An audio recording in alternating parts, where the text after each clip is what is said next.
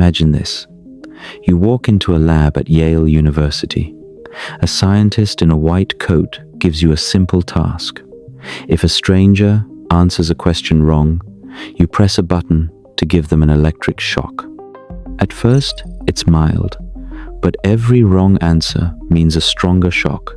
45 volts, 150 volts, 300 volts, eventually 450 volts, potentially lethal.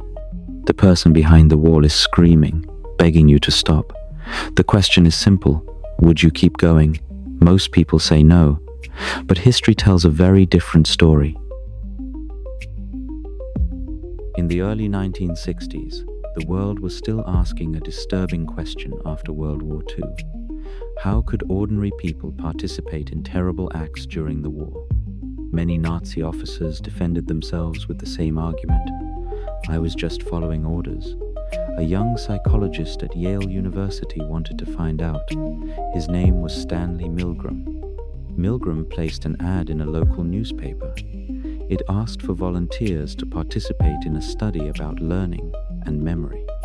Participants were told they would be paid $4.50, about $30 in today's money.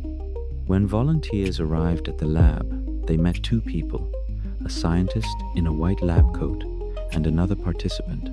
They were told one would play the role of teacher and the other student. But what the volunteer didn't know? The draw was rigged. The volunteer always became the teacher. The student was taken into another room and connected to electrodes. Meanwhile, the teacher sat in front of a machine with 30 switches. Each switch delivered a stronger electric shock, 45 volts, slight shock, to 450 volts, danger, severe shock. The teacher's job seems simple: read word pairs, test the student's memory. But here's where things got disturbing. As the voltage increased, the actor in the other room began reacting. At around 150 volts, he yelled, "I can't take this anymore." At 300 volts, he pounded on the wall. Eventually, he stopped responding altogether. Many participants became nervous. Some laughed from stress. Some sweated. Some even asked the researcher if they should stop. But every time they hesitated, the scientist calmly responded, "The experiment requires that you continue. You have no other choice, you must continue. Just authority." Psychologists predicted almost no one would go to the maximum voltage, maybe 1 out of 1,000 people. But the results shocked everyone. 65% of them continued all the way to 450 volts. Many psychologists refused to believe the results, so researchers repeated the experiment many times with variations. Yet the results stayed remarkably consistent.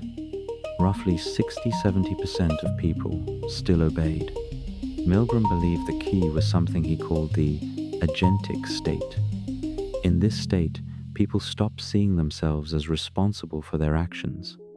Instead, they see themselves as agents executing someone else's orders. "I'm not responsible. I'm just doing my job." People start justifying their behavior. They convince themselves the victim deserves it.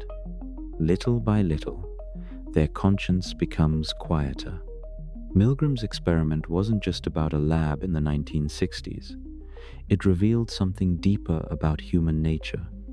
Every society has hierarchies: bosses, teachers, commanders, experts. When authority is misused, ordinary people can participate in harmful actions without realizing how far they've gone, not because they are evil, but because they stopped questioning. The real lesson of the Milgram experiment isn't that humans are cruel, it's that obedience is powerful. If you were sitting in that chair, listening to someone scream behind the wall, would you have stopped, or would you have pressed the next switch?